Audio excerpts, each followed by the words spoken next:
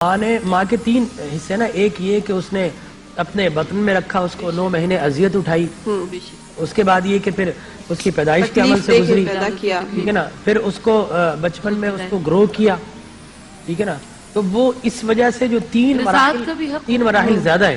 دودھ پلانے کا حق، جی ہاں، دودھ پلانے کا حق، یہی میں عرض کر رہا ہوں نا، امہ کرہا ووضعتہ کرہا وحملہ وفصالہ 30 شہرا، یہ تین حقوق جو ہے ماں کے باپ سے زیادہ ہیں۔ صحیح، لیکن ڈاکٹر صاحب اکثر ایسی صورت میں اگر کوئی بچے اگر دور بھی چلے گئے تو چونکہ ماں نے اسے اپنی کوکھ میں رکھا ہے، یہ اتنا بڑا حق ہے کہ کوئی کتنا بھی دور چلا جائے ماں سے، لیکن جب بھی اسے موقع ملے گا ماں کا وہی احترام کرے گا۔ سرکار کائنات صلی اللہ علیہ وسلم نے اپنی شعوری زندگی میں والدہ کو اتنا نہیں پایا، لیکن آپ کی جو دائیہ تھی، جس کو آج گورننس کیسے ہم حقارت سے دیکھتے ہیں، سرکار کائنات صلی اللہ علیہ وسلم نے فرمایا کہ میری ماں کے بعد تم میری ماں ہو، انت امی بعد امی، میری ماں کے بعد تم میری ماں ہو۔ حتیٰ کہ آپ کی دور شریک بہنیں بھی ایک جنگ میں لائی گئی تو آپ نے ان کے لیے چادر بچھا دی، زار و قطار آپ رونا شروع ہو گئے۔ اور ایمن جو آپ کے والد کی لونڈیا تھی، وہ اگر آتی تو آپ ان کو اپنی ماں کہا کرتے تھے، ان کے لیے چادر بچھا دیا کرتے تھے۔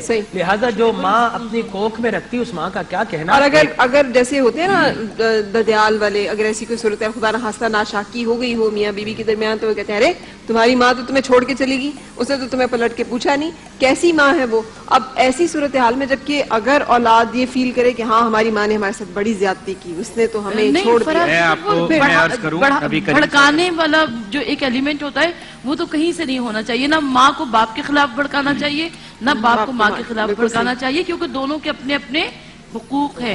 اور میں نبی کریم صلی اللہ علیہ وسلم کا ایک ارشاد عرض کرتا چلوں۔ آپ صلی اللہ علیہ وسلم 6 سال کی عمر میں تھے جب آپ کی والدہ ماجدہ اس دار فانی سے کوچ فرما گئیں۔ بالکل۔ اب آپ صلی اللہ علیہ وسلم کو 40 سال کی عمر میں نبوت ملی اور 13 سال آپ مکے میں رہے، اس کے بعد یعنی 53 سال کے بعد آپ صلی اللہ علیہ وسلم مدینہ المنورہ تشریف لے جاتے ہیں، تو قریباً 50 سال کا عرصہ گزر چکا ہے آپ صلی اللہ علیہ وسلم کی والدہ ماجدہ کو اس دنیا سے تشریف لے جائے ہوئے۔ بالکل۔ آپ صلی اللہ علیہ وسلم فرماتے ہیں کہ اگر میرا دل کرتا ہے کہ میں نماز کی نیت باندھوں، اللہ اکبر کہوں اور شروع کروں الحمدللہ رب العالمین، اور مجھے آواز آئے میری ماں کی کہ محمد، تو میں نماز توڑ کر ماں کے پاس چلا جاؤں۔ جی تو ماں کا یہ رتبہ ہے، یہ مقام ہے جو نبی علیہ الصلوۃ والسلام بیان فرما رہا ہے۔ یہاں پر میں تھوڑا سا یہ کہوں کہ حضور کو نبوت ملی نہیں، حضور اکرم صلی اللہ علیہ وسلم نے فرمایا کنت نبیًا کا اظہار کیا، اظہار نبوت 40 سال کی عمر میں ہوا، کیونکہ آپ صلی اللہ علیہ وسلم کو نبوت تو اس وقت ملی جب آپ صلی اللہ علیہ وسلم نے فرمایا کہ ابھی آدم جسم اور روح کی منازل طے کر رہے تھے اور میں اس سے پہلے نبی بنا دیا گیا تھا۔ چلیں ہم بعثت کی بات کر رہے ہیں جب مبعوث ہوئے ہیں آپ صلی اللہ علیہ وسلم۔ اچھا ایک سوال اور، باپ کے ساتھ بھی عموماً ایسے ہوتا ہے، گھریلو ناچاکی کی صورت میں ماں باپ میں علیحدگی ہو گئی، والدہ نے سارے بچوں کو پالا اور والد کے سارے فرائض جو ہیں والدہ نے سر انجام دیے، باپ نے نہ کفالت کی، نہ کبھی اپنا مذہبی، دینی، اخلاقی، معاشرتی کوئی بھی تقاضا یا ضرورت اس کو پورا کیا۔ اب اس والد کے کیا حقوق ہیں بچوں کے اوپر اور ان بچوں کے اوپر والد کا کیا حق ہے، انہوں نے کیا کرنا ہے؟ قاعدہ بیان کیا گیا کہ اللہ کی رضا وہ والد کی رضا میں ہے۔ بالکل، یعنی اگر باپ ناراض ہے تو اللہ کی ناراضگی کا سبب بن گئے۔ صحیح۔ تو یہ قاعدہ کلیہ ہے، والد کا راضی ہونا، اب اس نے پرورش کی یا نہیں کی وہ ایک الگ بات ہے، دیگر وہ تو بعد میں آئے گی۔ سب سے پہلی بات صرف اتنا کہا گیا کہ اللہ کی رضا وہ والد کی رضا میں ہے۔ صحیح۔ والد کے احترام کے بارے میں یہاں تک فرمایا گیا وَخْفِضْ لَهُمَا جَنَاحَ الذُّلِّ، کہ تم جو ہے اپنے والد کے سامنے اپنے آپ کو پس کر دو، یعنی اپنے کندھے جھکا دو، دونوں والدین کے سامنے بازو جھکائے ہوئے رہو۔ میں آپ سے بتاؤں کہ یہ بہت مقصد زیادہ کیسز نہیں ہے کہ والد کفالت نہ، اسلام نے کفالت کی ذمہ داری والد کی لگائی ہے، والدہ کی نہیں لگائی۔ لہٰذا اگر اس کے بچے کہیں پر بھی ہوں تو 5 سال کے بعد جب وہ بچے اس سے شیر خارج کی عمر سے نکل جاتے ہیں، اب والد کی ذمہ داری ہے بچے کہیں پر بھی رہے، کورٹ آف لا اگر ماں کے حوالے بھی کر دے تب بھی اس کا خرچہ والد کی ذمہ داری، یہ پاکستان کے لا میں بھی ہے اور یہ حکومت وقت کی ذمہ داری ہے۔ لہٰذا یہ بھی ہے کہ اگر والد سے ناچاقی ہو جائے، سوری ٹو سے، جو ماں ہوتی ہے یا جو اس کے قریبی ننیحال کے رشتہ دار ہوتے ہیں وہ والد کے خلاف ایسا اس کے اندر ایک زہر ایک غصہ منتقل کر دیتے ہیں کہ اس کی وجہ سے وہ اسے ہیٹ کرتا ہے. یاد رکھیے حضور اکرم صلی اللہ علیہ وسلم نے فرمایا کہ تمہارا والد تمہاری جنت بھی ہے تمہاری دوزخ بھی ہے. اور آپ نے فرمایا کہ اگر تم چاہتے ہو کہ جنت کے بہترین درمیانی دراز راستے ہو داخل ہو جاؤ تو پھر تمہیں اپنے باپ کا ادب کرنا ہے احترام کرنا ہے. باپ کیسا بھی ہو. ہمارے معاشرے میں ناچاقی کیوں ہوتی ہے کہ باپ نے دوسری شادی کر لی یا کوئی اور مسئلہ ہو گیا. تو یاد رکھیے کہ ہمارے ہاں اگر دوسری شادی اسلام نے تو اجازت دی ہوئی ہے اور اس کی صورت ہے. یہ نہیں کہ صرف دوسری شادی اپنے ذائقہ اپنی لذت یا اپنی طبیعت کی وجہ سے کر لو. ہاں اگر طبیعت اس پر آ جائے کہ آپ برائی کی طرف جائیں تو اس صورت میں اجازت ہے اور عدل کی شرط رکھ کر اسلام نے اجازت دی ہے. لہذا ایسی صورت میں اولاد کو والد سے نفرت نہیں کرنی چاہیے. لیکن ڈاکٹر صاحب ہمارے یہاں تو عدل نہیں ہوتا. دوسری شادی کر لی اب پہلی بیوی اور اس کے بچوں کا کوئی خیال نہیں بلکہ پہلی بیوی میں ہزاروں عیب نکالے جاتے ہیں کیڑے نکالے جاتے ہیں اور اس غریب کے اوپر الزامات کی بارش کر دی جاتی ہے. آپ کے ہاں عدل جو ہے وہ صرف ایک گھر کی ذمہ داری ہے حکومت کی ذمہ داری نہیں. جس نے یہ عدل کرانا اور اسلامی احکامات پر عمل کرانا یہ حکومت وقت اپنی ذمہ داری سمجھ لے گا پھر آپ کے گھر میں کوئی ایسا کہ ایک چیز میں یہ کہ اس بحث کو ایک منٹ یہ بحث تھوڑی سی طوالت میں چاہ رہی تھی کہ اس کو کسی اختتام پر پہنچے لیکن مجھے بریک درمیان میں لینی پڑی ہے اور سوال چھوڑتے ہوئے جاؤں گی. ڈاکٹر صاحب جب حکومت وقت کوئی بھی قانون بناتی ہے تو وہ شریعت سے متصادم ہو جاتا ہے. آپ لوگ کسی طرح سے کوئی قانون بنا کے نہیں دیتے کہ وہ لاگو کیا جائے. مجھے اس مسئلے کا حل نہیں سمجھ آتا ہے کہ یہ زمین کی کیا اس کا حل ہے. لیکن اس سے پہلے ایک بریک لیں گے. اب بریک کے بعد پھر آپ سے ملاقات.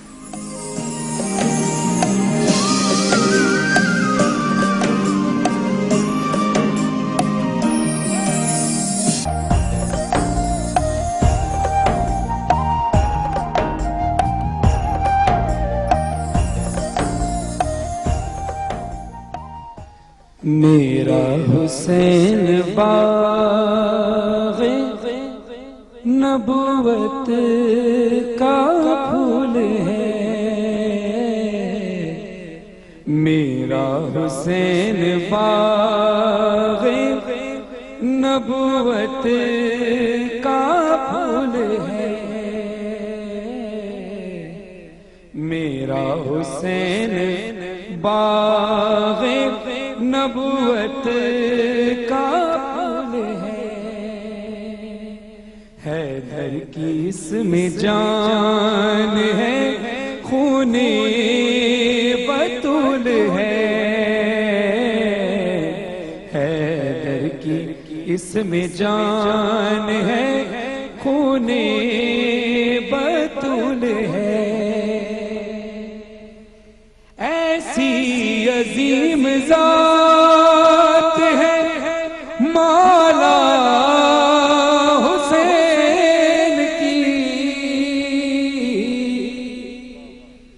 ایسی عظیم ذات ہے مولا حسین کی جس کے لیے رسول کے سجدے میں طول ہے. جس کے لیے رسول کے سجدے میں طول ہے.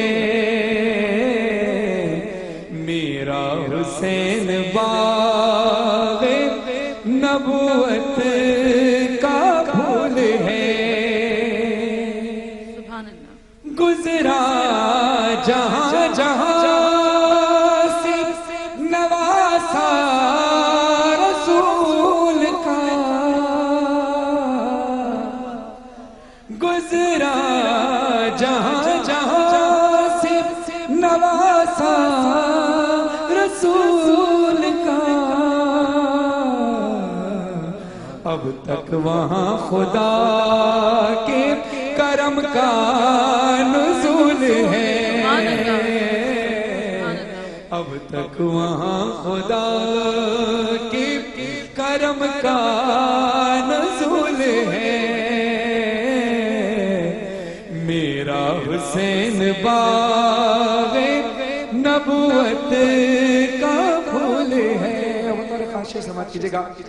جس کے لیے یزید نے اتنے ستم کیے جس کے لیے یزید نے اتنے ستم کیے. ارے وہ تاج تو حسین کے قدموں کی دھول ہے. وہ تاج تو حسین کے قدموں کی دھول ہے. میرا حسین باغ نبوت کا پھول ہے. اور دسترخوان پہ بڑی قبولیت کا وقت ہوتا ہے. دعا کرتے ہیں. تو ان کے در سے مانگ جو کچھ بھی جی کرے. تو ان کے در سے مانگ جو کچھ بھی جی کرے. مالک سبھی جہان کی آلے رسول ہے. مالک سبھی جہان کی آلے رسول ہے. میرا حسین باغ نبوت کا پھول ہے. حیدر کی اس میں جان ہے خون بطول ہے. میرا حسین میرا حسین. سبحان اللہ. واہ بہت شکریہ. اچھا گفتگو کو آگے بڑھائیں. ہم نے ابھی تک والدین کے کچھ حقوق کا تذکرہ کیا.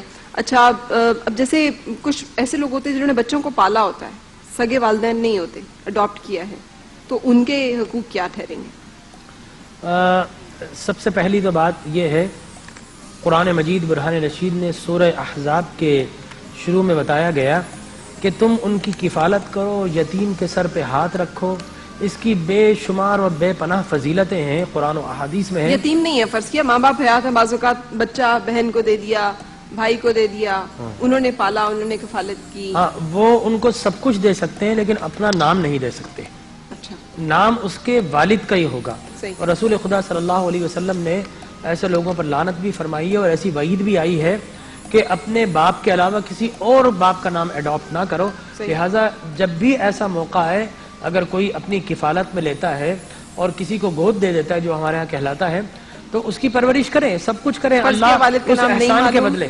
جیسے کئی لوگ عیدی کے جھولے میں بچہ ڈال جاتے ہیں, والد کا نام نہیں معلوم وہاں پہ, اب تو وہ شخص اگر اپنا نام دیتا, نام معلوم نہ ہو تو اس کے طریقہ یہ ہے کہ کسی بچے کو نام دے دے اور اس کے بعد ولد عبداللہ رکھ دے. اچھا, لیکن دیکھیے نا, شناختی کارڈ ہمارے یہاں تو نیٹرا ایک کمپیوٹرائز